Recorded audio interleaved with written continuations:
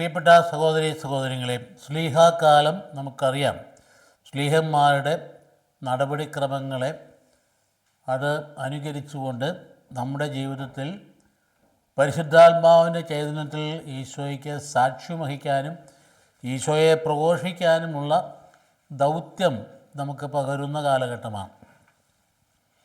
അതുകൊണ്ട് മാമോദിസ വീണ ഏതൊരു വ്യക്തിയുടെയും ചുമതലയാണ്. അല്ലാതെ വേറെ സന്യാസ വൈദികത്തിലേക്ക് മാത്രം, സമർപ്പണത്തിലേക്ക് മാത്രം മാറ്റിവെക്കപ്പെട്ടിരിക്കുന്ന ആൾക്കാർക്ക് വേണ്ടി മാത്രമുള്ളതല്ല ഈ പ്രേക്ഷിത ദൗത്യം എന്ന് പറയുന്നത്. അവിടെ ഇന്നത്തെ വായനകളിൽ സ്വാഭാവികമായിട്ട് ഓൾഡ് ടെസ്റ്റ്മെൻറ്റിൽ രണ്ട് ഭാഗങ്ങൾ. ഒന്ന്, ഞാൻ എൻ്റെ ദൂതനെ അയക്കുന്നതിൻ്റെ മുന്നാലെ, അതായത് ഈ ഏതൊരു ദൗത്യമായാലും ശരി ദൈവത്തോട് ചേർന്നുള്ള പ്രവർത്തനമാണ്, നമ്മുടെ സ്വന്തം ഇടപാടല്ല. ഈശോയാണെങ്കിലും രണ്ടുപേരെ വെച്ചല്ലേ അയച്ചത്. അതുകൊണ്ട് ഒരു കമ്മ്യൂണിറ്റിയുടെ ആക്റ്റാണ്, ഒരു തനിച്ച് ചെയ്യേണ്ട ഒരു ഇടപാടല്ലത്. തൻ്റെ ദൂതനെ ഞാൻ അയക്കും എന്ന് പറയുന്ന ഭാഗത്തോട് ചേർന്ന് യോനായുടെ ജീവിതം നമുക്കറിയാമല്ലോ. യോനാക്ക് എന്താ പറ്റിയും, യോനായിക്ക് ഇഷ്ടപ്പെട്ടില്ല ആ വിളി. അസീറിയായോട് കടുത്ത വിദ്വേഷം, അത് നാച്ചുറലാണ്, സ്വാഭാവികമായിട്ട്. അസീറിയ വന്ന് ഇസ്രായേലിനെ ആക്രമിച്ചില്ലേ. അവസാനം 721 അസീറിയക്കാർ മുഴുവൻ കൊണ്ടുപോവുകയും ചെയ്തു, തകർത്ത് തരിപ്പടമാക്കി. അതിൻ്റെ അസീറിയയുടെ നിനിവെ തമ്പുരാൻ ആ പ്രവചനം പറഞ്ഞു വിട്ടാൽ അവർ 40 ദിവസത്തിനുള്ളിൽ മാനസാന്തരപ്പെട്ടില്ല എങ്കിൽ നശിച്ചു പോകുമെന്ന് പറയും. അപ്പം അദ്ദേഹത്തിന് അങ്ങോട്ട് പോകാൻ താല്പര്യമില്ലായിരുന്നു. കാരണം അവർ മാനസാന്തരപ്പെടാതിരിക്കണം, അദ്ദേഹം താല്പര്യം അതാണ്. അതുകൊണ്ട് അദ്ദേഹം നേരെ താർശീഷിലേക്ക് പോയി. അപ്പോൾ ബാക്കി സംഭവം നമുക്കറിയാം. കപ്പലിൽ നിന്ന് വലിച്ചെറിയുകയും മത്സ്യം വിഴുങ്ങുകയും അവസാനം കൃത്യ സ്ഥലത്ത് കൊണ്ട് തന്നെ ഛർദ്ദിക്കുകയൊക്കെ ചെയ്ത സംഭവം നമുക്കറിയാവുന്നതാണ്. പിന്നെ അതിൻ്റെ മെസ്സേജ് പ്രധാനപ്പെട്ട കാര്യം, അതായത് കർത്താവിൻ്റെ മക്കളാ ലോകത്തിലെ എല്ലാ മനുഷ്യരും. 1,20,000 പേര് ഇവിടെ ഉള്ളതേ, അതെ, അവരെൻ്റെ മക്കൾ തന്നെയാണ്. അതുകൊണ്ട് നിങ്ങൾ തിരഞ്ഞെടുക്കപ്പെട്ടവർ മാത്രമൊന്നുമല്ല എൻ്റെ മക്കൾ. ഈ സാർവത്രിക ആ രക്ഷയുടെ അനുഭവം എന്ന് പറയുന്നത് നമ്മൾ മനസ്സിലാക്കേണ്ട ഒരു കാര്യമാണ്. നമുക്ക് മാത്രം, പിന്നെ നമുക്ക് സ്വന്തമായിട്ട് ദൈവമൊന്നുമില്ല, ദൈവം എല്ലാവരുടേതുമാണ്. ആ ഒരു കൺസെപ്റ്റ് നമ്മുടെ മനസ്സിലുണ്ടായിരിക്കേണ്ടത്. നമ്മുടെ ഇടപെടലുകളിലും പെരുമാറ്റം. അതുകൊണ്ടാണ് ഈ ജീവകാരുണ്യ പ്രവർത്തനമൊക്കെ വരുമ്പം നമ്മൾ മാറ്റി നിർത്തുന്നത് ശരിയല്ല. മറ്റേ കാര്യമൊക്കെ ആകാവുന്ന ഫസ്റ്റ് പ്രിഫറൻസ് എപ്പോഴും വിശ്വാസത്തിൽ ഒന്നായിരിക്കണം. അതുപോലെ പറഞ്ഞിട്ടുണ്ട്, ഫസ്റ്റ് പ്രിഫറൻസ് എപ്പോഴും വിശ്വാസത്തിൽ ഒന്നായിരിക്കുന്നവർക്ക് നന്മ ചെയ്യുക, പിന്നീട് ആ നന്മ എല്ലാവരിലേക്കും വ്യാപിക്കേണ്ടത്. പിന്നീട് പറയുന്നത് റോമാക്കാരുടെ ലേഖനത്തിൽ, ഞാനിങ്ങനെ ജെറുസലേം തൊട്ട് ഇല്ലിരിക്കോൻ വരെ സുവിശേഷ പ്രഘോഷണം നടത്തി ഈശോയെ പ്രഘോഷിക്കേണ്ട അഭിമാനപൂർവ്വം പറയുന്ന ഭാഗമാണ്. അവസാനപ്പം സ്ത്രീയന്മാരെ അയക്കുന്ന, ലൂക്കായുടെ സുവിശേഷത്തിൻ്റെ 9-ാം അധ്യായത്തിൽ സ്ത്രീയന്മാരെ അയക്കുന്ന, 12 അപ്പോസ്തലന്മാരെ അയക്കുന്ന ഭാഗമാണ് നമുക്ക് വരുന്ന പ്രധാന വചനഭാഗം. ഇതാണ് ഈ വചനഭാഗത്തെക്കുറിച്ച് ധ്യാനമാണ് നമ്മൾ പെട്ടെന്ന് നടത്തി കടന്നു വിടുന്നത്. ആദ്യത്തെ നോക്കാൻ പുറപ്പാട് 23, 20, 25 വാക്യം. ഇതാ, ഒരു ദൂതനെ നിനക്ക് മുമ്പേ ഞാൻ അയക്കുന്നു, അവൻ നിൻ്റെ വഴിയിൽ നിന്നെ കാത്തുകൊള്ളും, ഞാൻ ഒരുക്കിയിരിക്കുന്ന സ്ഥലത്തേക്ക് നിന്നെ കൊണ്ടുവരികയും ചെയ്യും. ഓരോന്നും അർത്ഥമുള്ളതാണ്. നീ എങ്ങോട്ടാണ് പോകുന്നത്? ഞാൻ ഒരുക്കിയിരിക്കുന്ന സ്ഥലത്തേക്കാണ് നിന്നെ കൊണ്ടുപോകുന്നത്, അല്ല നിനക്ക് ഇഷ്ടമുള്ള സ്ഥലത്തേക്കല്ല. യോനായ്ക്ക് ഇഷ്ടമുള്ള സ്ഥലത്തേക്ക് പോയത് കർത്താവിന് ഇഷ്ടപ്പെട്ടില്ല. ഞാൻ ഒരുക്കിയ സ്ഥലത്തേക്ക് കൊണ്ടുപോവുകയും ചെയ്യും. അവൻ പറയുന്നതെല്ലാം ആദരപൂർവ്വം അനുസരിക്കണം, അവനെ പ്രകോപിപ്പിക്കരുത്. എൻ്റെ നാമം അവനിലുള്ളത് നിമിത്തം നിൻ്റെ അതിക്രമങ്ങൾ അവൻ ക്ഷമിക്കുകയില്ല. അതുകൊണ്ട് ഒരു കാര്യം എടുത്തൊക്കെ പറയാം. അപ്പോൾ അവൻ്റെ വാക്ക് കേൾക്കുകയും ഞാൻ പറയുന്നതെല്ലാം അനുസരിക്കുകയും ചെയ്യുമെങ്കിൽ നിൻ്റെ ശത്രുക്കൾക്ക് ഞാൻ ശത്രുവായിരിക്കും, നിൻ്റെ എതിരാളികൾക്ക് ഞാൻ എതിരാളികളായിരിക്കും എന്ന് പറഞ്ഞാൽ സമ്പൂർണ്ണമായിട്ട് ഞാൻ നിൻ്റെ കൂടെ ഉണ്ടായിരിക്കും, നിൻ്റെ എല്ലാ വിജയ പരാജയങ്ങളിലൊക്കെ കൂടെ ഉണ്ടായിരിക്കും എന്ന് ഈശോ വാഗ്ദാനം ചെയ്യാം. എൻ്റെ ദൂതൻ നിനക്ക് മുമ്പേ പോയി നിന്നെ അമ്മോന്യർ, ഹിത്യർ, പെരീഷ്യർ, കാനാന്യർ, ഹിവ്യർ, ജബൂസ്യർ എന്നിവരുടെ ഇടയിലേക്ക് നയിക്കും. അപ്പോൾ ഞാൻ അവരെ നിശേഷം നശിപ്പിക്കാം. ഇന്നത്തെ കാലത്ത് ഇന്നത്തെ ചിന്തയനുസരിച്ച് നിശേഷം നശിപ്പിക്കുക എന്നൊക്കെ പറഞ്ഞാൽ നമുക്ക് സ്വീകാര്യമായ കാര്യമൊന്നുമല്ല. എന്ന് പറയാൻ അന്നത്തെ കാലഘട്ടങ്ങളിൽ ഇത് തിന്മയുടെ പ്രതീകങ്ങളായതുകൊണ്ടാണ് ആ വിധത്തിൽ അത് മനസ്സിലാക്കിയെങ്കിൽ നമുക്ക് അതിൻ്റെ പ്രസക്തി മനസ്സിലാവുള്ളൂ. തിന്മയുടെ പ്രതീകമായിട്ട് അവരെ അവതരിപ്പിച്ചിരിക്കും. അതുകൊണ്ട് നശിപ്പിക്കുമെന്ന് പറയും, തിന്മയെ നശിപ്പിക്കുക എന്നുള്ള അർത്ഥത്തിലാണ്. അതുകൊണ്ട് നീ അവരുടെ ദേവന്മാരെ കുമ്പിടുകയോ ആരാധിക്കുകയോ ചെയ്യരുത്, അവരുടെ ആചാരങ്ങൾ അനുകരിക്കുകയും അരുത്. അവരുടെ ദേവന്മാരെ നശിപ്പിക്കുക, ആരാധന സ്തംഭങ്ങൾ തകർക്കുകയും, അത് നമുക്കിന്ന് സ്വകാര്യമായ കാര്യമൊന്നുമല്ല. കാരണം നമ്മളിപ്പോൾ ആരാധിക്കുന്ന മറ്റുള്ളവർ അവരുടെ മനസ്സാക്ഷി അനുസരിച്ചില്ല അവർ ജീവിക്കും. അവരുടെ മനസ്സാക്ഷിയിൽ അത് അവരുടെ വിഗ്രഹങ്ങൾ അവരുടെ ദേവന്മാരാണെന്ന് കരുതുന്നുവെങ്കിൽ നമ്മൾ ബഹുമാനിക്കുകയാണ് വേണ്ടി. അതുകൊണ്ട് എല്ലാ കാര്യങ്ങളും ഇപ്പോൾ വേദപുസ്തകത്തിൻ്റെ എല്ലാ ഭാഗങ്ങളും ഒരുപോലെ വാലിഡല്ല. ആ കാലഘട്ടത്തിൽ അതിൻ്റെ പ്രസക്തിയുണ്ട്, അത് കഴിഞ്ഞാൽ പ്രസക്തി പോയി. കർത്താവിൻ്റെ കാലഘട്ടം വന്നു കഴിഞ്ഞപ്പോൾ ഇതൊക്കെ മാറ്റി. അതായത് ഈശ്വമിശിയ ശത്രുക്കളെ സ്നേഹിക്കാനെ പഠിപ്പിക്കും. അപ്പോൾ അതുകൊണ്ട് ആ കാര്യം നമ്മൾ മനസ്സിലിരിക്കേണ്ടതാണ്. അപ്പോൾ അല്ലെങ്കിൽ നിങ്ങളുടെ ദൈവമായ കർത്താവിനെ നിങ്ങൾ ആരാധിക്കണം. അപ്പോൾ ഞാൻ നിങ്ങളുടെ ഭക്ഷ്യവും പാനീയവും ആശീർവദിക്കും. നിങ്ങളുടെ ഇടയിൽ നിന്ന് രോഗം ഞാൻ നിർമ്മാർജ്ജനം ചെയ്യും. അതുപോലെ തന്നെ ഗർഭഛിദ്രമോ വന്ധ്യതയോ നാട്ടിലുണ്ടാവുകയില്ല. അതായത് ഞാൻ നിനക്ക് ദീർഘായുസ്, ഇതാണ് അതിൻ്റെ ഭാഗം എന്ന് പറയും. അതായത് വളരെ ഒരു വിധത്തിൽ പറയാം വളരെ പ്രാകൃതമായൊരു കാലഘട്ടത്തിൽ നൽകപ്പെട്ടിരിക്കുകയാണ്. ആരംഭഘട്ടത്തിലെ ഈ ഇസ്രായേൽ എന്ന് പറയുന്ന വിഭാഗം നാടോടികളെ അവരൊന്നു ചേർത്ത് കൊണ്ടുപോകുന്ന ഘട്ടത്തിൽ നൽകപ്പെടുന്നതായ നിർദ്ദേശങ്ങളാണ്. അതിനകത്ത് ഇന്ന പ്രസക്തമായ കാര്യം മാത്രം നമ്മൾ എടുത്താൽ മതി. അത് ഏറ്റവും പ്രധാനപ്പെട്ട സംഗതി എന്താ? നിന്നെ നയിക്കുന്ന ഞാൻ എങ്ങോട്ടാണ്? വാഗ്ദത്ത ഭൂമിയിലേക്കാണ്. അന്ന് കാനാൻ ദേശം എന്ന് പറഞ്ഞപ്പെട്ടിരുന്നു. പുതിയ നമ്മെ സംബന്ധിച്ചിടത്തോളം ദൈവരാജ്യമാണ്. ദൈവരാജ്യത്തിലേക്ക് നയിക്കാനാണ് ദൈവം നമ്മെ വിട്ടിരിക്കും, മറ്റുള്ളവരെ നയിക്കാൻ. അതാണ് ഏറ്റവും പ്രധാനപ്പെട്ട പറയും. ഞാൻ ഒരുക്കിയിരിക്കുന്ന സ്ഥലം എന്നാണ് പറയുന്നത്. ഇവിടെ വാഗ്ദത്ത ഭൂമിയാണ്, ഞാൻ ഒരുക്കിയിരിക്കുന്ന സ്ഥലം. അപ്പോൾ ദൈവം നമുക്ക് ആ സ്ഥലം ഒരുക്കിയിട്ട് നമുക്ക് അനിശ്ചിതത്വമില്ല ജീവിതത്തിൽ. മരണം കഴിഞ്ഞാൽ ശൂന്യതയല്ല, മരണത്തിലൂടെ മഹത്വീകരിക്കപ്പെട്ട് ദൈവരാജ്യത്തിലേക്ക് പ്രവേശിക്കുക ചെയ്യുക. അപ്പോൾ അതുകൊണ്ട് നമ്മെ സംബന്ധിച്ചുള്ള ശൂന്യതയില്ല, അത് ജനത്തെ അങ്ങ് നയിക്കാനാണ്. അപ്പോൾ അതുകൊണ്ട് ഇങ്ങനെയുള്ള കാര്യങ്ങളുണ്ടല്ലോ, കാനാൻകാർ അതുപോലെ മറ്റ് വ്യത്യസ്തമായ വിഭാഗത്തിൽപ്പെട്ട ആൾക്കാരുടെ ഇടപെടലുകളിൽ അന്നുണ്ടായ സമീപനമല്ല ഇന്ന് നമുക്കുണ്ടാവേണ്ടത്. ഇന്ന് നമുക്കുണ്ടാകേണ്ടത് കർത്താവിൽ ഉള്ള സമീപനമാണ്. കർത്താവിൽ എല്ലാവരും ഉൾക്കൊണ്ടിരുന്നു, സമറിയാക്കാർ ഉൾക്കൊണ്ടില്ലേ? അതുകൊണ്ടല്ലേ കർത്താവ് നൽകിയ ആ മനോഹരമായ ഉപമയിൽ നല്ല സമറിയാക്കാരൻ്റെ കാര്യത്തിൽ ആരെയാ നല്ല അയൽക്കാരായിട്ട് കാണാൻ പറഞ്ഞ ആ നല്ല സമറിയാക്കാരനെ എന്ന് പറഞ്ഞാൽ അവൻ വിജാതീയനാണ്. അവനെയാ കാണാൻ പറഞ്ഞത്. അത് 10 കുഷ്ഠരോഗികളെ സുഖപ്പെട്ട് തിരിച്ചു വന്നപ്പോൾ ഒരാൾ നന്ദി പറയാൻ വന്ന ആരാ? തിരഞ്ഞെടുക്കപ്പെടേണ്ടപ്പെട്ടവരായിരുന്നില്ല, അതൊരു വിജാതീയനായിരുന്നു. അപ്പോൾ അതുകൊണ്ട് കർത്താവ് എല്ലാവരും ഓൾ ഇൻക്ലൂസീവ് എല്ലാവരും ഉൾക്കൊള്ളുമായിരുന്ന കാര്യം ഓർക്കണം. അപ്പോൾ അതുകൊണ്ട് ഇത് പ്രത്യേകിച്ച് അന്നത്തെ ഘട്ടത്തിൽ ഈ ഒരു നിർദ്ദേശം വന്നിരിക്കുന്ന ആ കാലഘട്ടത്തിൻ്റെ അവരിൽ നിന്നുള്ള ഭീഷണി അതിൻ്റെ മുമ്പിൽ ഇങ്ങനെ കൂഞ്ചിപ്പോകാതിരിക്കാൻ വേണ്ടി. അതുകൊണ്ട് അവരുടെ ദേവന്മാർ എന്ന 24-ാം വാക്യത്തിൽ പറയുന്നത് വിഗ്രഹങ്ങളെക്കുറിച്ചാണ് പറയുന്നത്. ഞങ്ങൾ സ്തംഭങ്ങൾ പോലെയുള്ള പ്രത്യേക പ്രതിഷ്ഠകളായിരുന്നു. അവർ ഫലപുഷ്ടിയുടെ ദേവനായിട്ടുമൊക്കെ കരുതിയിരുന്നു. ബാൽ ദേവനൊന്നുമല്ല നിങ്ങളുടെ ദൈവം യഹോവയാണ്. നിങ്ങൾക്ക് എല്ലാ ആഹാരവും ജീവനും ശക്തിയും സംരക്ഷണവും നൽകുന്ന യഹോവയാണ് എന്ന് പറയുക. അപ്പം അതുകൊണ്ട് നീ ഏറെ പോയാലും ശരി ഈ ദൈവത്തിന് സാക്ഷ്യം വഹിക്കാൻ തയ്യാറാവണം. അതിന് ആദ്യത്തെ വായനയുടെ സംഗ്രഹം അതാണ്, എൻ്റെ സന്ദേശം. ഇന്നിപ്പോൾ നമ്മൾ എടുക്കുകയാണ് എന്താ മനസ്സിലാക്കേണ്ടത്? ദൈവരാജ്യത്തിലേക്കാണ് നിന്നെ ദൈവം നയിക്കുന്നത്. ആ നയിക്കുന്നത് നീ തനിച്ചല്ല, നിന്നെ കർത്താവ് തന്നെ നയിക്കുന്ന കാര്യം ഓർത്തിരിക്കുക. രണ്ടാമത്തെ വായന യോനായുടെ കാര്യമേ പറയുന്നത്. യോനയുടെ കാര്യം സൂചിപ്പിച്ചല്ലോ. യോനാ ദീർഘത്തിൽ പ്രത്യേകത എന്താണ്? അദ്ദേഹം പോകാൻ ആഗ്രഹിച്ചില്ല നിനിവയിലേക്ക്. നിനിവയെ പോയി പ്രസംഗിച്ചാൽ അവർ മാനസാന്തരപ്പെട്ടാൽ അവരുടെ പേരിലുള്ള ശാപവും ശിക്ഷയും പിൻവലിച്ചാലോ, അതുകൊണ്ട് ആ പിൻവലിക്കാൻ ഇഷ്ടമില്ലെന്ന്, അതുകൊണ്ട് പോയില്ല. അവസാനം പോകേണ്ടി വന്നു. ചെന്ന് കഴിഞ്ഞപ്പോൾ എന്നാൽ അവരങ്ങ് മാനസാന്തരപ്പെട്ടു. ആരാ വിജാതിൽ മാനസാന്തരപ്പെട്ടപ്പോൾ കർത്താവ് ശിക്ഷ പിൻവലിച്ചപ്പോൾ പുള്ളിക്ക് ഇഷ്ടപ്പെട്ടില്ല. അപ്പോൾ ആ കാര്യത്തിൽ നമ്മൾ കർത്താവിൻ്റെ ഒരു ഉദാഹരണം കാണിച്ചുകൊണ്ട് അവനെ മാനസാന്തരപ്പെടാൻ ശ്രമിക്കും. എന്തുകൊണ്ടാണ്? അവനാപ്പാടെ ഇപ്പം ഇവരെല്ലാം നശിക്കുന്നത് കാണാൻ വേണ്ടി കൂടാരത്തിന് പുറത്തുനിന്ന് കാത്തി നോക്കിയിരിക്കുകയാണ്. ഭയങ്കര ചൂട്. അപ്പോൾ ഒരു മരം കർത്താവ് ഒറ്റ ദിവസം കണ്ട് വളപ്പിച്ച് അവനെ തണൽ കൊടുത്തു. പിറ്റേ ദിവസം പുഴു പിടിക്കാൻ മരം തളർന്നു, അത് വാടിപ്പോയി. അപ്പോൾ അവന് ഭയങ്കര കോപമായി. അപ്പോൾ കർത്താവ് നിനക്ക് അതിനോട് അനുകമ്പയുണ്ടില്ലേ? അങ്ങനെയാണെങ്കിൽ 1,25,000 പേരോട് എനിക്ക് അനുകമ്പ പാടില്ലേ എന്ന് ചോദിച്ചുകൊണ്ട് തിരുത്തുന്ന ഭാഗം കൂടി ഇതിനകത്തുണ്ട്. യോന ഇതിൽ അത്യധികം അസംതൃപ്തനും കുപിതനുമായി, കർത്താവിനോട് കുപിതനായി, ഇഷ്ടപ്പെട്ടില്ല. അവൻ കർത്താവിനോട് പ്രാർത്ഥിച്ചുകൊണ്ട് പറഞ്ഞു, ഞാൻ എൻ്റെ ദേശത്തായിരുന്നപ്പോൾ ഇത് തന്നെയല്ലേ അങ്ങയോട് പറഞ്ഞത്? ഇതുകൊണ്ടാണ് ഞാൻ താർഷീസിലേക്ക് ഓടിപ്പോകാൻ ശ്രമിച്ചത്. അതായത് നീ പറയുന്ന സ്ഥലത്തേക്ക് പോകാതെ താർഷിലേക്ക് പോകാനായിട്ട് ഞാൻ ശ്രമിച്ചത് ഇതുകൊണ്ട് തന്നെയാണ്. എന്തുകൊണ്ടാണ്?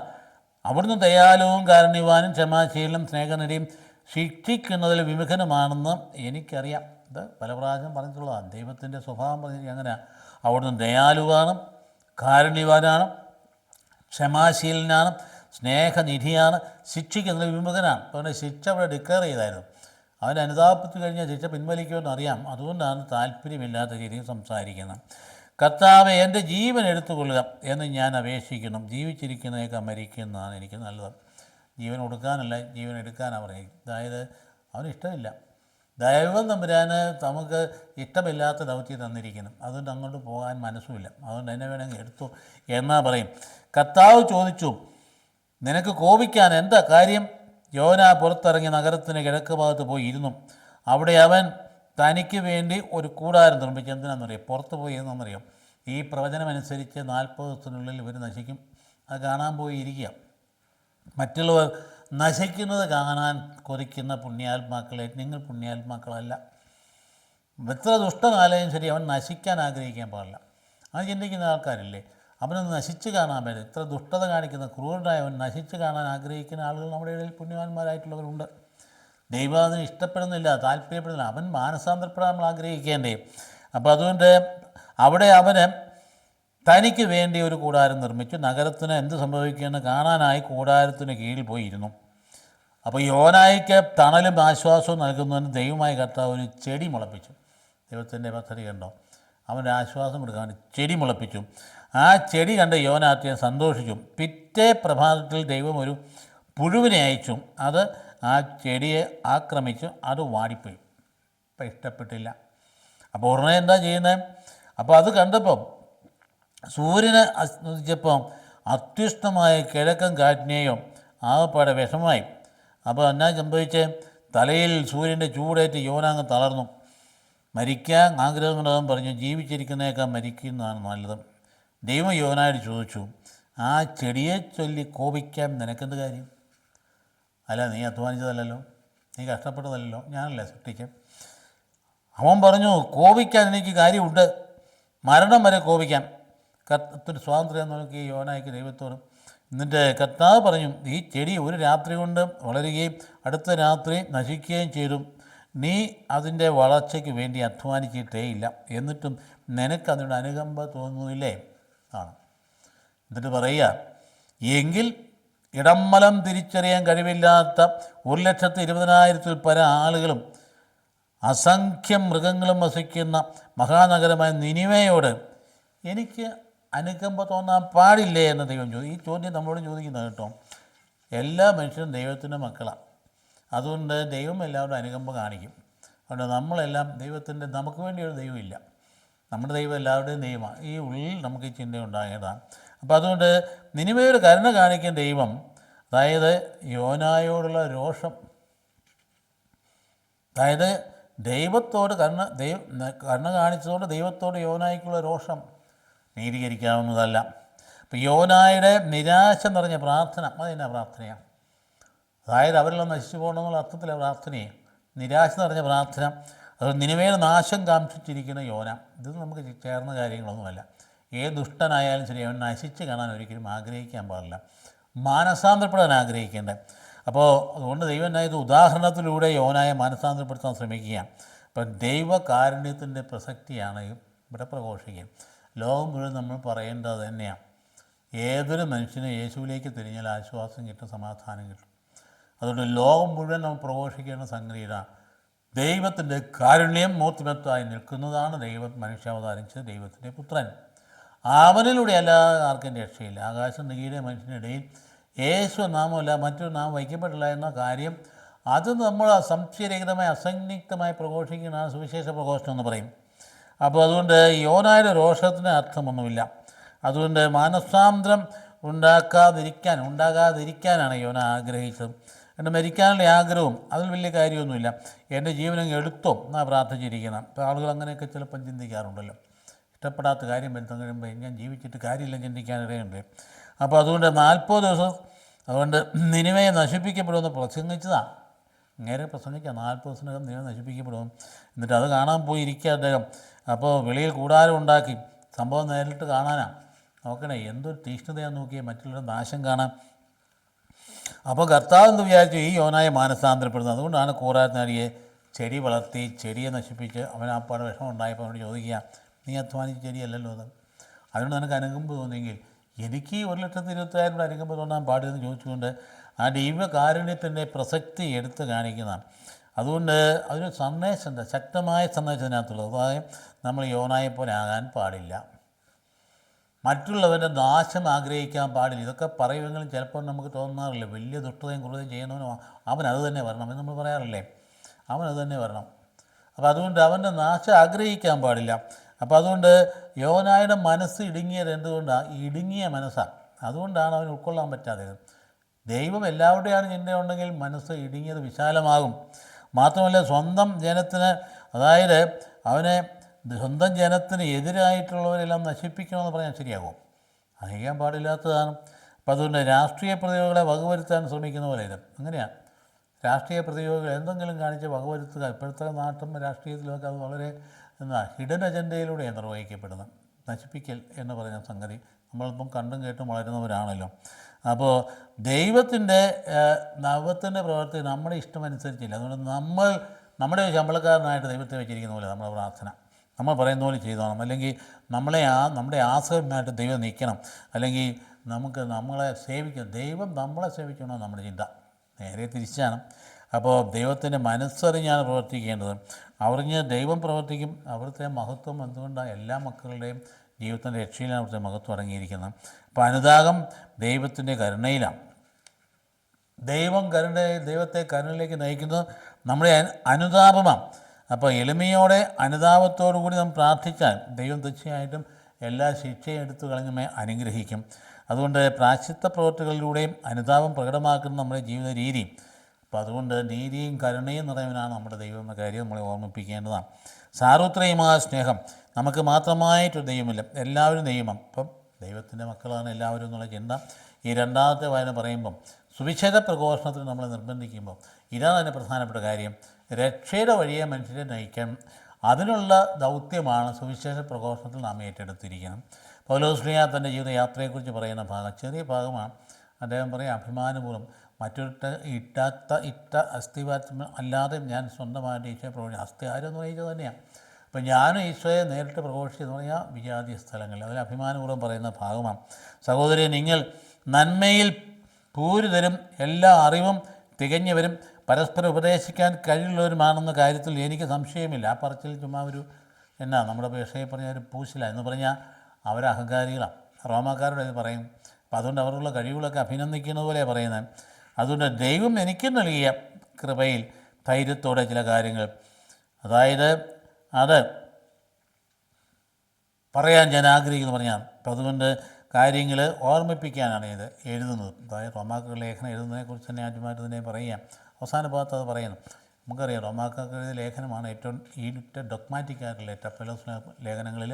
ബാക്കി ലേഖനങ്ങളൊക്കെ വളരെ അജപാലപരമാണ്, പാസ്റ്റൽ ലെറ്റേഴ്സാണ്. പക്ഷേ ഇവിടെ റോമാക്ക് ലേഖനം എഴുതിയപ്പോഴത്തെ ശാന്തമായി ഇരുന്ന് വളരെ ശ്രദ്ധയോടുകൂടി രക്ഷയുടെ രഹസ്യം അതേപടി ആവിഷ്കരിച്ച് പിന്നെ അതിൻ്റെ ആപ്ലിക്കേഷനിലേക്ക് വരിക. റോമാക്ക് ലേഖനത്തിന് പ്രത്യേകത എങ്ങനെയാണ്? 1 തൊട്ട് 4 വരെ അധ്യായങ്ങൾ മുഴുവൻ ആമുഖമെല്ലാം പറഞ്ഞ് അതായത് രക്ഷയുടെ അഭാവമുള്ള സാഹചര്യമെല്ലാം വിശദീകരിച്ച് എല്ലാവരും പാപികളാണ്, നീതിമാനായിട്ട് ആരുമില്ല എന്നൊക്കെ പറഞ്ഞ ശേഷം അതെല്ലാം കൃത്യമായിട്ട് പറഞ്ഞിട്ട് 5, 6, 7 അധ്യായങ്ങളിലേക്ക് വരുമ്പോഴേക്കും ആ രക്ഷ വഴിയായിട്ട് പാപത്തിലുള്ള മോചനം, മരണത്തിലുള്ള മോചനം, നിയമത്തിലുള്ള മോചനം ഇതെല്ലാം പറഞ്ഞു കഴിഞ്ഞിട്ട് അതിൻ്റെ ഫലം എന്നാ? ആത്മാവിലുള്ള ജീവിതം. 8ാം അധ്യായം ആത്മാവിലുള്ള ജീവിതം. അങ്ങനെ വന്നിട്ട് 9ാം അധ്യായം തൻ്റെ സ്വന്തക്കാരെക്കുറിച്ച് അവർ രക്ഷയെക്കുറിച്ചും പറഞ്ഞ് പോവുക. അവസാനം ഇങ്ങനെ പ്രാക്ടിക്കലായിട്ട് പറയാം. 15ാം അധ്യായത്തിൽ വരുന്ന ഭാഗങ്ങൾ ഇവിടെ നമ്മൾ കേൾക്കുക. ദൈവത്തിൻ്റെ കൃപ എന്നെ വിജാതിയർക്ക് വേണ്ടി യേശു ക്രിസ്തുവിനെ ശുശ്രൂഷകനായി ആക്കിയിരിക്കുകയാണല്ലോ. വിജാതിയരാകുന്ന ബലിവസ്തു സ്വീകാര്യവും പരിശുദ്ധാത്മാവിനെ പൗത്രീകൃതവും ആകാൻ വേണ്ടി ഞാൻ ദൈവത്തിൻ്റെ സുവിശേഷത്തിന് പുരോഹിത ശുശ്രൂഷ ചെയ്യുന്നു. അദ്ദേഹത്തിൻ്റെ ശുശ്രൂഷ പറയുന്നത് പുരോഗത ശുശ്രൂഷ എന്നാണ് പറയും. ഇതെടുത്ത് വേറെ ഒന്നും പറയുന്നുണ്ട്, എബ്രായർക്കും പറയുന്നുണ്ട്, പുരോഗത ശുശ്രൂഷ ചെയ്യുന്നു. അതുകൊണ്ടാണ് ദൈവത്തിന് വേണ്ടിയുള്ള ജോലിയെക്കുറിച്ച് എനിക്ക് യേശു ക്രിസ്തുവിൽ അഭിമാനിക്കാൻ കഴിയും. അതായത് അദ്ദേഹത്തിന് ജോലിയത്തിന് അഭിമാനമുണ്ട്. ആ അഭിമാനം അദ്ദേഹത്തിന് കിട്ടുന്ന ശമ്പളത്തിൻ്റെ കണക്ക് വെച്ചല്ല, സ്ഥാനം വെച്ചുമല്ല, ആ പ്രശസ്തി വെച്ചൊന്നുമല്ല, തൻ്റെ ആത്മനിർവൃതി വെച്ചുകൊണ്ടാണ് അഭിമാനം എന്ന് പറയും. വിജാതിയുടെ അനുസരണം നേടിയെടുക്കേണ്ടതിന് വാക്കാലും പ്രവൃത്തിയാലും അടയാളങ്ങളുടെയും അത്ഭുതങ്ങളുടെയും ബലത്താലും പരിശുദ്ധാത്മാവിൻ്റെ ശക്തിയാലും ഞാൻ വഴി ക്രിസ്തു പ്രവർത്തിച്ചതൊഴികെ ഒന്നിനെക്കുറിച്ചും സംസാരിക്കാൻ തുടങ്ങിയതില്ല. ഇപ്പം പ്രവർത്തിച്ചതാരാ? ഞാൻ വഴി പ്രവർത്തിച്ചത് ക്രിസ്തുവാണ്. പലപ്പോഴും നമ്മൾ പ്രവർത്തന രംഗത്ത് നമ്മൾ വിചാരിക്കും നമ്മൾ അങ്ങ് പ്രവർത്തിച്ചതിൻ്റെ കേമമാണ്, നമ്മുടെ കഴിവുകൊണ്ടാണ് ഇങ്ങനെയുള്ള ഫലം ഉണ്ടായെന്ന് പറയുന്നത് തെറ്റാണ്. നമ്മൾ വഴി ക്രിസ്തു പ്രവർത്തിക്കുമ്പോഴാണ് ഫലമുണ്ടാകുന്നത്. ആ കാര്യം നമ്മൾ അറിഞ്ഞിരിക്കുകയാണ്. അപ്പോൾ അതുകൊണ്ട് അടിസ്ഥാന വിനയം നമ്മുടെ ജീവിതത്തിൽ എപ്പോൾ ഉണ്ടാകും. അപ്പോൾ തന്നിമിത്തം ഞാൻ ജെറുസലേം തുടങ്ങി ഇല്ലീറിക്കും വരെ ചുറ്റി സഞ്ചരിച്ചു. ഇറ്റലിയുടെ ഒരു അങ്ങേറ്റത്തെ ഒരു ഗ്രാമം ഇല്ലിയിരിക്കും. ക്രിസ്തുവിൻ്റെ സുവിശേഷം പൂർത്തിയാക്കി. അപ്പോൾ എന്താ പറയുന്നത്? അങ്ങനെ മറ്റൊരുവൻ സ്ഥാപിച്ച അടിസ്ഥാനം മേൽ പണിയാതെ എന്ന് പറഞ്ഞാൽ ക്രിസ്തുവാണ് സ്ഥാപിച്ചത്, ക്രിസ്തുവാണ് അടിസ്ഥാനം. ക്രിസ്തുവിനെ അറിയാത്ത സ്ഥലങ്ങളിൽ സുവിശേഷം പ്രസംഗിക്കുന്നതിൽ ഞാൻ അത്യധികം ഉത്സാഹം കാണിച്ചു. ഒരിക്കലും അറിഞ്ഞിട്ടില്ലാത്തവനെ അവർ ദർശിക്കും. അതായത് അവനെക്കുറിച്ച് കേട്ടിട്ടില്ലാത്തവർ അവനെ മനസ്സിലാക്കും എന്ന് എഴുതപ്പെട്ടിരിക്കും. ഇത് പറയുന്ന ആ ഭാഗം നമുക്ക് ഇന്നത്തെ കാലഘട്ടം നൽകുന്ന വലിയൊരു സന്ദേശം അതിനകത്തുണ്ട്. അതായത് അപ്പസ്തോലൻ്റെ പ്രബോധനം റോമായിലെ അപ്പസ്തോലനെ റോമായിൽ സന്ദർശിച്ചു എന്ന് പറയുന്നുണ്ടെങ്കിൽ പോലും പത്രോസ് ശ്ലീഹായുടെ സഭയാണത്. പക്ഷേ എവിടെയെങ്കിലും അപ്പസ്തോലൻ്റെ പ്രബോധനങ്ങൾ അവിടെയെല്ലാം വ്യാപകമായിട്ട് വ്യാപിച്ചിരുന്നു എന്ന് അദ്ദേഹത്തിന് അറിയാം. പ്രധാനപ്പെട്ട പ്രബോധനം എന്താണ്? രക്ഷ കൈവരുന്നത് വിശ്വാസത്താലാണ് രക്ഷ കൈവരുന്നത്. അപ്പോൾ അതുകൊണ്ട് സൽപ്രവൃത്തി വിശ്വാസത്തിൽ നിന്ന് കടന്നു വരുന്നതാണ്. വിശ്വാസത്താൽ കടന്നു വരുന്ന ആ ഒരു വലിയ പ്രമേയമാണ് അദ്ദേഹത്തിന് റോമാക്ക ലേഖനത്തിൽ മുഴുവൻ കൊണ്ടുവരുന്നത്. ജസ്റ്റിഫിക്കേഷൻ ബൈ ഫെയ്ത്ത്, അതുതന്നെ ഗലാത്യക്ക ലേഖനത്തിൽ തന്നെയാണ്. അപ്പോൾ അതുകൊണ്ട് ആ ഒരു ചിന്ത അവിടെ കണ്ടുപോകാൻ സ്വാധീനിച്ചിട്ടുണ്ടായിരുന്നു. അത് റോമിലെ ആൾക്കാർ ഒത്തിരി പ്രചോദിപ്പിച്ചിട്ടുണ്ട്. അപ്പോൾ അതുകൊണ്ട് അദ്ദേഹം എടുത്ത് പറയുന്ന കാര്യങ്ങൾ എപ്പോഴും ഫിലിപ്പിയാക്ക ലേഖനത്തിലാണെങ്കിലും 2:16-17 വാക്യങ്ങളിൽ സമാനമായിട്ടുള്ള കാര്യങ്ങൾ എടുത്ത് പറയുന്നുണ്ട്. അപ്പോൾ നാം ധരിച്ചിരിക്കേണ്ട ഒരു പ്രധാനപ്പെട്ട കാര്യം, അതായത് വിജാതിരുടെയിൽ താൻ നടത്തിയ സുവിശേഷ വേല അഭിമാനാർഹമാണ് എന്ന് അദ്ദേഹം കരുതുകയാണ്. അദ്ദേഹം ഭയങ്കര നേട്ടം, പലപ്പോഴും നമ്മൾ നേട്ടങ്ങൾ എന്താണെന്ന് കരുതുന്നത്, പലപ്പോഴും ഒരു അജപാലകൻ്റെ നേട്ടമായിട്ട് ആളുകൾ എന്താ കഴിയും. അദ്ദേഹം ഇവിടെ പണിത് ഉയർത്തിയ കെട്ടിടങ്ങൾ, അദ്ദേഹം തോന്നുന്ന പാലങ്ങൾ, അല്ലെങ്കിൽ അദ്ദേഹം നിർമ്മിച്ചതായിട്ടുള്ള മറ്റെന്തെങ്കിലും തരത്തിലുള്ള സിമെൻറ്റും കമ്പിയും കൊണ്ട് കെട്ടിപ്പൊക്കി വെച്ചിട്ടുള്ള മനോഹരമായ ഓഡിറ്റോറിയം, അല്ലെങ്കിൽ ഇപ്പം ഇങ്ങനെയാണ് AC ഓഡിറ്റോറിയം, ഇതൊക്കെ പണിത് വെച്ചിരിക്കുന്ന പോകുന്ന അച്ഛനാണ് ഏറ്റവും നല്ല അച്ഛൻ എന്ന് പറയല്ലേ. അച്ഛൻ്റെ ക്വാളിറ്റി അതൊന്നും അല്ല സഹോദരങ്ങളെ, അതൊന്നുമല്ല, അതൊക്കെ സെക്കൻഡറിയാണ്. അച്ഛൻ്റെ ക്വാളിറ്റി രക്ഷയുടെ രഹസ്യം ജനത്തിന് പങ്കുവയ്ക്കുക എന്നുള്ളത് അടിസ്ഥാന ദൗത്യമാണ്. ആ രഹസ്യത്തിലേക്ക് ഒരു കൂട്ടായ്മയെ ഒന്നിച്ച് ജനത്തെ നിർത്തുക. അതിലെ സമ്പന്നനും സമ്പത്തില്ലാത്തവനും ദരിദ്രനെയും പണ്ഡിതനെയും പാമരനും ഒക്കെ ഒന്നിച്ച് നിർത്തുമ്പോഴാണ്, ആ ഒരു ശുശ്രൂഷ തുടർച്ചയായിട്ട് നടക്കുമ്പോഴാണ് അച്ഛൻ്റെ ജോലി മഹനീയമായിത്തീരുകയും ദൈവസന്നിധി സ്വീകാര്യമാകുകയും ചെയ്യുക. മറ്റതൊക്കെ മനുഷ്യൻ്റെ ചുമ്മാ വെറുതെയുള്ള ആൾക്കാരുടെ പൊങ്ങച്ചം പറച്ചിലാണ്. അങ്ങേര് വന്നേ പിന്നെ ഇത്ര കാര്യങ്ങളൊക്കെ നടന്നത്, ഇവിടെയൊന്നും ഇല്ലായിരുന്നു എന്നൊക്കെ പറഞ്ഞു പിടിപ്പിക്കുന്നതിനകത്ത് അർത്ഥമില്ല എന്ന കാര്യം ഗ്രഹിച്ചിരിക്കേണ്ട. അങ്ങേര് നല്ല വചനപ്രബോധനം നടത്തിയോ? അങ്ങേര് നല്ല ഭംഗിയായിട്ട് ബലിയർപ്പണം നടത്തിയോ? അങ്ങേര് വീട് അംഗങ്ങളെ സന്ദർശിച്ചോ? അങ്ങനെ സമീപിച്ചിരുന്ന പാപങ്ങൾക്ക് വേണ്ടി എന്തെങ്കിലും ജീവകാരുണ്യം ചെയ്തോ? അദ്ദേഹത്തിൻ്റെ അടുത്ത് ചെല്ലുന്നവർക്ക് ആശ്വാസം കിട്ടിയോ? ഇതൊക്കെയാണ് ചോദിക്കേണ്ടേ, മറ്റൊന്നുമല്ല ചോദിക്കേണ്ടേ. മറ്റൊക്കെ അത് കൈക്കാരന്മാരും അന്മാരും ചെയ്യേണ്ട കാര്യങ്ങളിൽ, ഇത് വൈദ്യം ചെയ്യേണ്ട കാര്യമില്ല. വൈദ്യന് മാത്രം ചെയ്യാവുന്ന കാര്യങ്ങൾ ഇതൊക്കെയാണ്. മനുഷ്യൻ്റെ പാപമോചനം, മനുഷ്യൻ്റെ രക്ഷയുടെ അനുഭവം കൊടുക്കുക, ഈശ്വമിശിയായി അവർക്ക് പ്രദാനം ചെയ്യുക, അവരുടെ വിഷമതകളിലൊക്കെ ആശ്വാസം സുഖപ്പെടുത്തുക, സൗഖ്യം നൽകുക, തിന്മയിൽ നിന്ന് അവരെ വിമുക്തമാക്കുക. ഇതാണ് അച്ഛൻ ചെയ്യേണ്ട കാര്യം എന്നുള്ള കാര്യം ജനം അറിഞ്ഞിരിക്കണം. ഇത് ചെയ്യാതെ മറ്റെന്ത് ചെയ്താലും ഒരു പ്രയോജനം ഉണ്ടാവില്ല. മറ്റതും വേണം, വേണ്ടെന്നാരും പറയുന്നില്ല. മനുഷ്യൻ്റെ സാമൂഹ്യ വശമുണ്ട് നമ്മുടെ ജീവിതത്തിന്. നമുക്ക് പള്ളിക്കൂടങ്ങൾ വേണം, നമുക്ക് ആസ്പത്രികൾ വേണം, എല്ലാം വേണം. പക്ഷേ അടിസ്ഥാനപരമായി ഈശോയെ പ്രഘോഷിക്കുക എന്നുള്ളതാണ് നമ്മുടെ ഏറ്റവും വലിയ ദൗത്യം. പ്രസ്തോനം പറഞ്ഞതാണ്.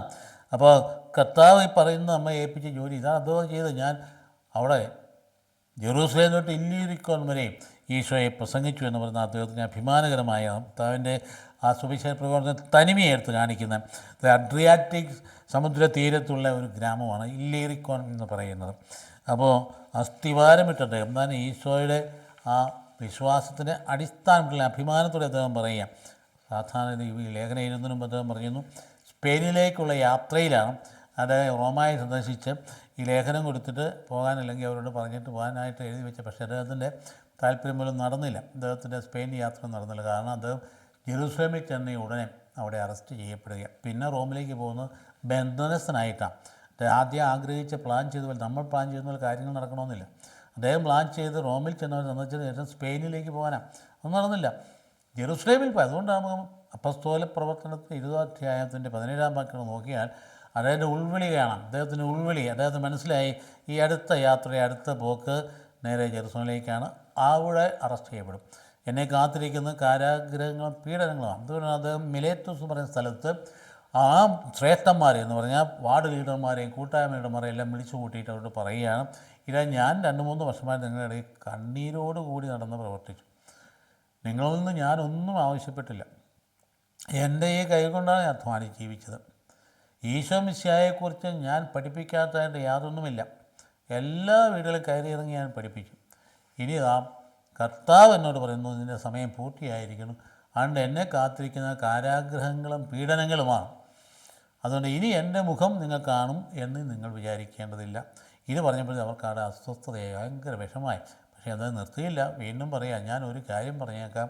ഞാൻ പോയി കഴിയുമ്പോൾ ചെന്നായ്ക്കൾ കടന്നു വന്ന് നമ്മുടെ ശല്യം ഉണ്ടാക്കും. നിങ്ങളിൽ തന്നെ ചില ആളുകൾ സത്യത്തെ വളച്ചൊടിച്ച് പ്രസംഗിക്കും. അതുകൊണ്ട് ഒരു കാര്യം ഓർത്തു, ഈശോ മിശിഹായുടെ തിരുരക്തത്താൽ വീണ്ടെടുക്കപ്പെട്ട് സഭയെ പരിപാലിക്കാൻ പരിശുദ്ധാത്മാ നിയോഗിച്ച അച്ചപ്പാലകരാണ് നിങ്ങൾ. ജാഗരൂകരായിരിക്കുകയും അന്ന് കൊടുത്ത ആ മനോഹരമായ വാണിംഗ് ഉണ്ടല്ലോ, അതായത് സഭയിൽ ജാഗരൂകത വേണം.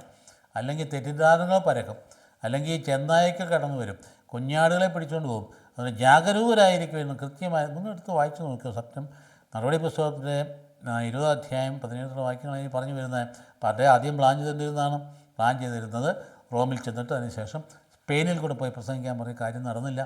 ജെറൂസലേമിൽ ചെന്നു, അദ്ദേഹം അറസ്റ്റിലായി, വിചാരണ ചെയ്യപ്പെട്ടു. അദ്ദേഹം പറഞ്ഞു, ഞാൻ റോമൻ സിറ്റിസനാണ് എന്ന് പറഞ്ഞപ്പോൾ റോമിലേക്ക് കൊണ്ടുപോകേണ്ടതായിട്ട് വന്നു. പിന്നീട് ആ കപ്പൽ യാത്രയൊക്കെ നമുക്കറിയാം. 26 വരുമ്പോഴത്തേക്കും അവിടെ പോയി നമ്മൾ യാത്രയൊക്കെ എത്ര ഭയങ്കര ദൈവപരിപാലന യാത്രയായിരുന്നു. അത് അവിടെ ചെന്നതിന് ശേഷമേ എന്തായത് അവിടെ ബന്ധനസ്ഥനായ കാലങ്ങൾ കഴിച്ചു കൂട്ടി. പക്ഷേ അദ്ദേഹം അവസാനം പുറമെ റോമൻ സിറ്റിക്ക് പുറത്ത് വിയ ഓസ്തിയ എന്ന് പറഞ്ഞ സ്ഥലത്ത് വെച്ച് കഴുത്ത് വെട്ടി കൊല്ലപ്പെടുകയാണ് ഉണ്ടായത്. എന്നിട്ട് ഇതൊന്നും ആ നടപടി പുസ്തകത്തിൽ അതൊന്നും പറഞ്ഞിട്ടില്ല. അദ്ദേഹത്തിൻ്റെ ശിഷ്യൻ തന്നെയാണല്ലോ ലൂക്കാസ് സുവിശേഷൻ. അദ്ദേഹം മരിച്ചിട്ട് എത്ര വർഷം കഴിഞ്ഞത് എഴുതിയത്? 66 അദ്ദേഹം മരിച്ചെങ്കിൽ 80 നടപടി പുസ്തകം എഴുതുന്നത്. പക്ഷേ കൃത്യമായിട്ട് തൻ്റെ ഗുരു മരിച്ചെന്ന് അദ്ദേഹത്തിന് അറിയാമല്ലോ. അത് എഴുതിയില്ല. അതിന് നേരെ പോലും എന്നാ എഴുതിയിരിക്കുന്നത് എടുത്ത് വായിച്ച് നോക്കി. നടപടി പുസ്തകത്തിൻ്റെ 28 അധ്യായത്തിൻ്റെ അവസാന വാക്യം എടുത്ത് നോക്കിയേ. ഏറ്റവും അവസാന വാക്യം, അതായത് അവൻ ഇടതടവില്ലാതെ സുവിശേഷം പ്രഘോഷിച്ചുകൊണ്ടിരുന്നു. ഹി പ്രീച്ച് ദ ഗോസ്പൽ അൺഹിൻഡേഡ് എന്ന് പറഞ്ഞാണ് ആ നടപടി പുസ്തകം അവസാനിക്കും. ഇപ്പോൾ അപ്പസ്തോലിന് സത്യമല്ലേ അത്? അപ്പസ്തോലൻ സുവിശേഷം നിരന്തരം പ്രഘോഷിച്ചുകൊണ്ടിരിക്കുന്നില്ലേ? എല്ലാ കുർബാനയിലും ഈ ലേഖനം വരുന്നില്ലേ?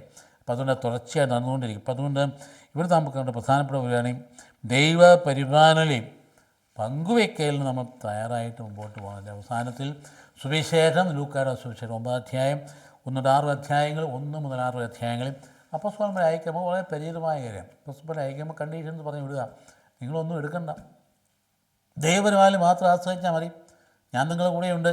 അതുകൊണ്ട് അവൻ 12 പേരെയും വിളിച്ച് സകല പിശാചുക്കളുടെയും മേൽ അവർക്ക് അധികാരവും ശക്തിയും കൊടുത്തു. കർത്താവ് തന്നെ പറഞ്ഞെന്താ, എനിക്കെല്ലാ അധികാരവും കിട്ടിയിരിക്കും, അത് അങ്ങോട്ട് നൽകുക.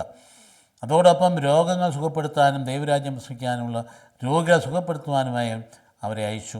അപ്പോൾ യാത്രയ്ക്ക് വടിയോ സഞ്ചിയോ അപ്പമോ പണമോ ഒന്നും എടുക്കരുത്, 2 ഉടുപ്പം ഉണ്ടായിരിക്കരുത്. നിങ്ങൾ ഏത് വീട്ടിൽ പ്രവേശിക്കണോ അവിടെ താമസിക്കുക, അവിടെ നിന്ന് പുറപ്പെടുകയും ചെയ്യുക, സമാധാനം ആശംസിക്കുക എന്ന് പറഞ്ഞിട്ടുണ്ട്. അപ്പം നിങ്ങളെ സ്വീകരിക്കാത്തത് പോയ പട്ടണങ്ങളിൽ നിന്നും നിങ്ങളെ സ്വീകരിക്കുന്നില്ല എങ്കിൽ ആ പട്ടണങ്ങളിൽ നിന്നും പോകുമ്പോൾ അവർക്കെതിരെ സാക്ഷ്യത്തിനായി നിങ്ങളുടെ കാലിലെ പൊടി തട്ടിക്കളയും. അവർ പുറപ്പെട്ട് ഗ്രാമങ്ങൾ തോറും ചുറ്റി സഞ്ചരിച്ച് സുവിശേഷം പ്രസംഗിക്കുകയും എല്ലായിടത്തും രോഗശാന്തി നൽകുകയും ചെയ്യുമെന്ന് പറയുന്ന ഭാഗമാണ് ഇന്നത്തെ വചനത്തിൻ്റെ അവസാന ഭാഗം നമ്മൾ എത്തി നിൽക്കുന്നത്. തെളിഞ്ഞു നിൽക്കട്ടെ അപ്പോസ്തലന്മാരുടെ പ്രവർത്തനങ്ങൾ. ഇറങ്ങി പുറപ്പെട്ട അവർ പരിശുദ്ധാത്മാവിനെ സ്വീകരിച്ചതിന് ശേഷം ഒരു ഇടതടവില്ലാതെ സുവിശേഷം പ്രവചനം പലമല്ലേ 12 പേരിൽ ആരംഭിച്ച ഈ സഭാസമൂഹം ഇന്ന് 140 കോടിയായിട്ട് നിൽക്കുന്ന നോക്കിക്കുക, എന്തൊക്കെ പ്രതിസന്ധികൾ തരണം ചെയ്തുവന്ന്. അതുകൊണ്ട് ഈശോ നമ്മോട് പറയുക, സമാധാനത്തിൽ സുവിശേഷം പ്രഘോഷിക്കാൻ അയക്കപ്പെടുന്നതിനെ നിങ്ങൾ സ്വീകരിക്കാൻ തയ്യാറാകാം. 12 പേരെ അയച്ചുമ്പോൾ ഉണ്ടല്ലോ, തന്നോടൊപ്പം ഉണ്ടായിരുന്ന 12 പേരെയാണ് അയച്ചത്, തന്നോടൊപ്പം ഉണ്ടായിരുന്നവരെ അയച്ചത്. അതുകൊണ്ട് എന്ത് ചെയ്യും? അധികാരം നൽകി. ശക്തിയും അധികാരവും കർത്താവിൻ്റേതാണ്. എല്ലാ അധികാരവും എനിക്ക് ലഭിച്ചിരിക്കുന്നു എന്ന് പറഞ്ഞിട്ട് ആ അധികാരമാണ് കൈമാറിയിരിക്കുന്നത്. അവിടെ പ്രത്യേക കരുതലൊന്നും വേണ്ട. അപ്പോൾ അതുകൊണ്ട് നിങ്ങൾക്ക് ഒരു അംഗത്തെ പോലെ, ഒരു വീട്ടിൽ ചെന്ന് കഴിഞ്ഞാൽ ആ കുടുംബത്തിൽ ഒരു അംഗത്തെ പോലെ പെരുമാറണം, അവരുടെ കൂടെ ആയിരിക്കണം. അങ്ങനെയാണ് അവർ സുവിശേഷം അറിയിക്കേണ്ടത്. അപ്പോൾ നിങ്ങളെ സ്വീകരിക്കാത്തവരുടെ പട്ടണത്തിൽ നിന്ന് പോകുമ്പോൾ അവർക്കെതിരെ സാക്ഷ്യമായിട്ടുള്ള കാലിലെ പൊടി തട്ടിക്കളയുകയും സുവിശേഷത്തെ നിഷേധിക്കുന്നവർക്കുള്ള മുൻകൂട്ടിയുള്ള വിധിയാണ് അവരെ കൂട്ടായ്മയിൽ നിന്ന് വെട്ടി നീക്കപ്പെടുന്നു എന്നുള്ളതാണ്. കർത്താവിൻ്റെ അവസാന വിധിയെക്കുറിച്ച് പ്രബോധനമൊക്കെയാണ്, അതിൻ്റെ ഒരു നിഴലാണിത്. നമ്മൾ സമാപിപ്പിക്കുകയാണ്. അതായത് ശ്ലീഹാകാലത്തിൻ്റെ 3-ാമത്തെ ഞായറാഴ്ചയിൽ ശ്ലീഹന്മാരുടെ ആ പ്രവർത്തനത്തിൽ നമ്മുടെ ജീവിതത്തിലേക്കും ആ ദൗത്യചിന്ത കടന്നു വരാനും ഇന്ന് നമ്മളെയാണ് അയക്കുന്നതെന്ന് മനസ്സിലാക്കാനും നമ്മൾ ഐക്യപ്പെടുമ്പം ആദ്യത്തെ ഭാഗത്ത് വായിച്ചതുപോലെ ഈ ഐക്യതയാൾ നമ്മുടെ കൂടെ ഉണ്ടെന്നുള്ള ബോധ്യത്തിലും ദൈവത്തിൻ്റെ ഹിതമാണ് നിർവഹിക്കപ്പെടേണ്ടത്. യോനായെപ്പോലെ യോനായുടെ ഹൃദം ദൈവം പ്രവർത്തിക്കുകയല്ല ചെയ്യേണ്ടത്, ദൈവത്തിന് നമ്മൾ പ്രവർത്തിക്കേണ്ടതെന്നും അപ്പസ്തോലനെ പോലെ തീഷ്ണതയോടുകൂടി അന്ത്യവസാനം യെരൂശലേമിൽ ഇല്ലീരിക്കോൺ വരെ പോയതുപോലെ തന്നെ നമ്മുടെ ജീവിതത്തിൻ്റെ ഏത് അവസാനം വരെയും തീഷ്ണതയോടുകൂടി വ്യാപരിക്കാനായിട്ട് വരുന്നതിന് വേണ്ടി പ്രാർത്ഥിക്കാം.